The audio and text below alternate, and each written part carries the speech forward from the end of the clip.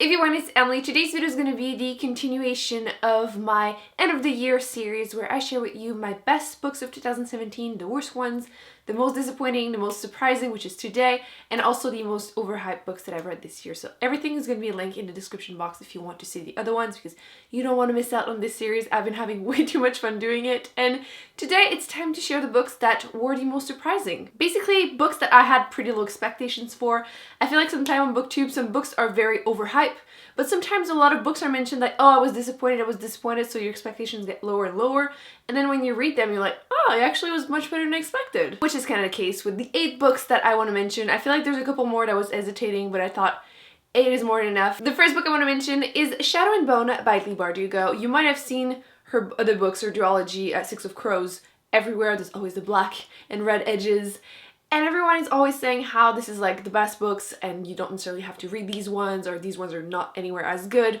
But then also a few people that I trust kept telling me that I would recommend, you know, reading this trilogy first because you understand the magic system in the world much better if you do so. So I did just that. And I haven't read yet Six of Crows. I will do that in 2018. But I went through this book specifically thinking, I'm not gonna enjoy it, but I just want to, you know, read the trilogy so I can get to the good stuff after. And this is good. I liked it. I do have to mention quickly that the rest of the trilogy isn't as great as the first one. I read them actually this month. You'll see all my thoughts in my wrap-up very soon. But the first book was great. The magic system is super interesting. The world building is interesting. Towards the end, there's a little bit too much of like love triangle or just love interest that gets a bit much. But overall, there was some really great ideas in here. But I completely understand why some of the people might not really like it. The main character is a so plain main character, but turns out that it's because she's repressing her magic and, you know, using her magic makes her look prettier. Everyone look prettier when they use magic, and okay, yeah. But at the same time, I enjoyed myself quite a bit more than I expected. The main character is fun to follow. She has magic powers that it's like related to the sun, like she's like the sun summoner.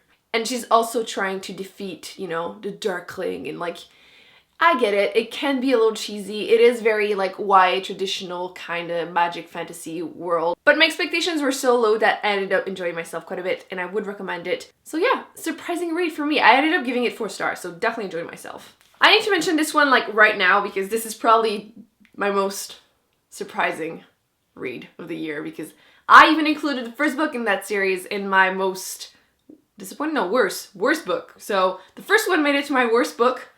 And this one is making it to my most surprising because this was much better than expected. This is A Course of Misinformation by Sarah J. Maas. I really didn't like A Court of Thorns and Roses. It just was really not for me. The sex scenes, the love interest, the abusive relationship, not for me, but this turns out so much better.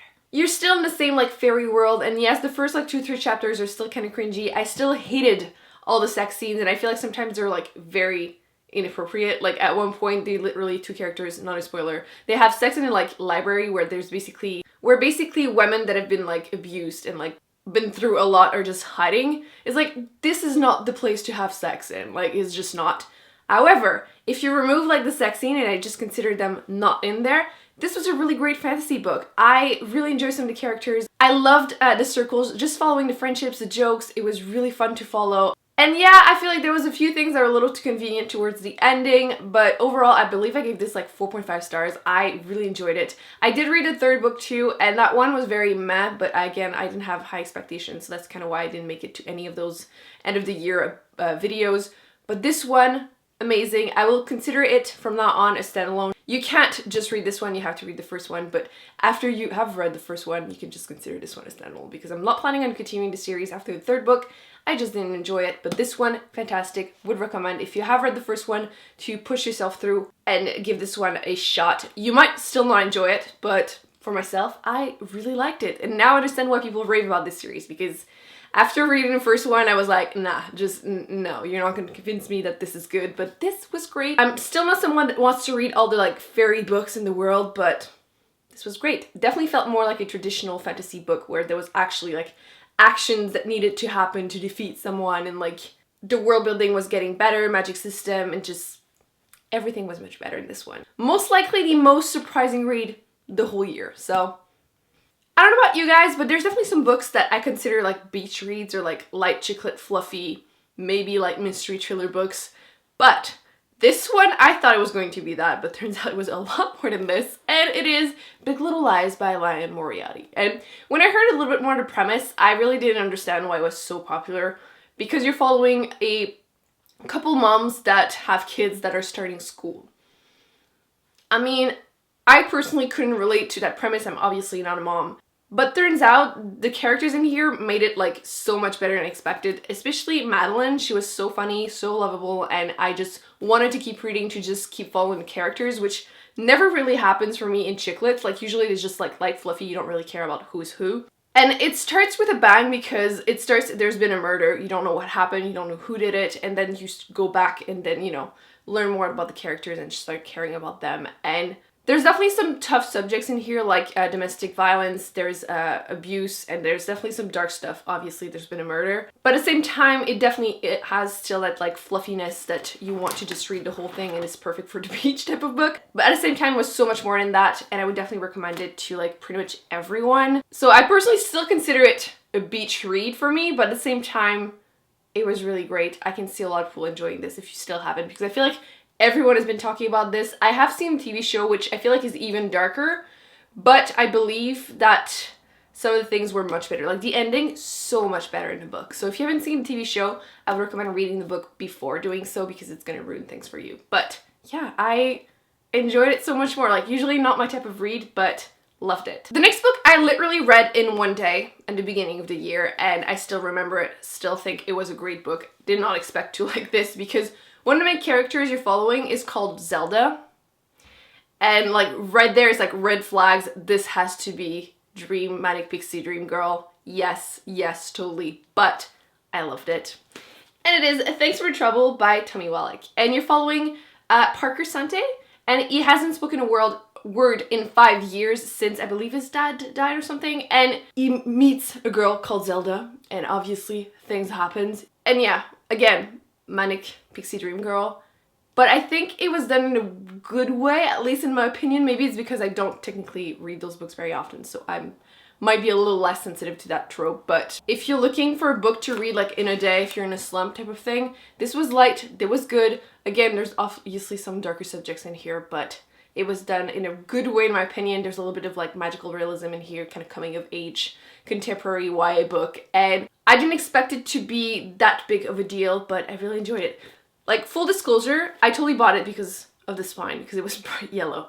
Really a bad reason, but this ended up being a very, very good read. I would totally reread it. So, next book is another one that was pretty much bashed on BookTube, on the internet in general, so my expectations were kind of low.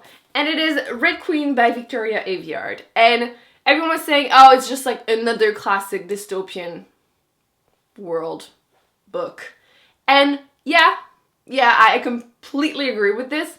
But at the same time, I ended up liking it. I don't know if it's because I read it at the right time. And, you know, sometimes some days you're a little grumpier and you're going to hate a book much easier than other days. But I ended up liking it. Definitely still think there's some like classic tropes in there, like love triangles. And yeah, there's a lot of like, ooh, the main character has that magical power. She has that magical power. But at the same time, I enjoy it. I still haven't continued though. So maybe it's a sign that I'm scared that it's going to get worse and like it's going to tarnish the image of the first book in my heart. But you're following Mare, and she's part of the lowly reds, the people that don't have magical powers, and then there's the silvers, you know, that have magical powers, and they're basically oppressing all the reds. And she ends up going and working at the palace, and then it turns out she might have magical powers. So yeah, again, very classic tropes, definitely love triangles and everything, but there was a few more twists than I expected. But I still enjoy myself, which is kind of how I rate my books. Like sometimes I'll give like high rating to a book that was kind of meh for other people, is because totally rating it on my own enjoyment. And this one, I believe I ended up giving 3.75 or 4. So like I enjoyed it. So I don't care. It might be a classic YA tropey dystopian world, but I don't care. I enjoyed it. And I do want to continue, but again, kind of scared that I'm gonna not like it as much. If you have read the other ones, please let me know if it gets worse or not, because I have the second one and I do want to read it, but again, kind of scared. Next one is also a very popular YA book that was probably popular like 10 years ago, let's be real. But at the time, yeah, it was published in 2007, so exactly 10 years. During that time, what was very popular? Vampires. And the book I want to talk about is Vampire Academy by Michelle Mead. And yeah, I had never read this. I don't think they were translated in French. 10 years ago I didn't speak English, so clearly I couldn't read this. And I went into it with a very, very open mind because I expected to just be like, meh, and I just wanted to see if it was as good as everyone was saying. And I enjoyed it. Yeah, there's definitely some insta love and some like dialogues that are very like, why I'm so cool because I'm a teenager. But at the same time, I enjoyed it. I did do a mistake though. I watched the movie after reading the first book, and I have the second one, which I was totally meaning on continuing right away, but I watched the movie and then it made me just not want to continue because that movie was so bad. So if you haven't read these and you're planning on it, I mean, it was better than expected. Just don't make the mistake of watching the damn movie because it's gonna ruin everything for you. I actually recommended this to a teenager that I know, and she read the whole 6 books like right away. She watched the movie, also hated it. So if you know someone that loves like classic YA books, she or he would probably really like this. Next book, I had pretty low expectations. It was starting to be hyped a little bit when I picked it up, and it is Sleeping Giants by Sylvain Neuvel. And I had been burned in the past about books that have like prologues, files, and like reports numbers and like interview style. I just hadn't been lucky in the past, so I wasn't expecting to like this as much as I did, which, by the way, that cover, every time I need to show it because look at this. Like, how crazy is this? This is amazing. This was a very fast-paced mystery sci-fi book, and I do recommend it to people that like sci-fi. I do feel like every book is a little short, and I feel like I want more like world building and just more basically because you can go through these so quickly. But at the same time, I keep finding myself wanting to get the third book, the second book, and just continuing like ASAP. And having to wait for the third book is like, ugh. But again, surprising read for me. I ended up absolutely loving this one, and definitely like one of my best read of the year. Like, didn't make it quite to my best of, but it was definitely up there to the like considering putting it in my special mention type of thing. So I would definitely recommend it if you are someone that likes fast-paced sci-fi. I could totally see the whole trilogy being made in like one movie, hopefully, because I don't like when things are stretched out, and I do feel like it is stretched out a little bit, the series overall. That's kind of why I didn't make it to my best of. But yes, overall, I am enjoying myself, which surprised me, so. And then the last book I'm going to be including in here because I feel like it's starting to be a little repetitive, but I just wanted to give a shout out to those books because I do think they're good. Whether I explain it properly or not, just consider them surprisingly good. And the last book I want to mention is Behind Her Eyes by Sarah Pinborough. And I have to say, I read a bunch of like thriller, sci-fi, horror, not sci-fi, thriller, mystery, horror, like basically during the fall is like literally the only time I read those. And then I read like 20 and then I'm like sick of it for a full year. And I do that every year. And this was one of the last one that I read, I believe, this fall. And I was starting to be a little over it. I feel like sometimes even if they shock you, it becomes a little repetitive to be like so stressed the whole time and just want to like devour the whole thing. And this definitely still made me feel that way. But the ending twist, which every time you pick up this book, people will talk to you about the twist. Not necessarily ruin it. I'm not planning on ruining it for you, but just that there's a twist. And everyone hates it, I feel like, but I loved it.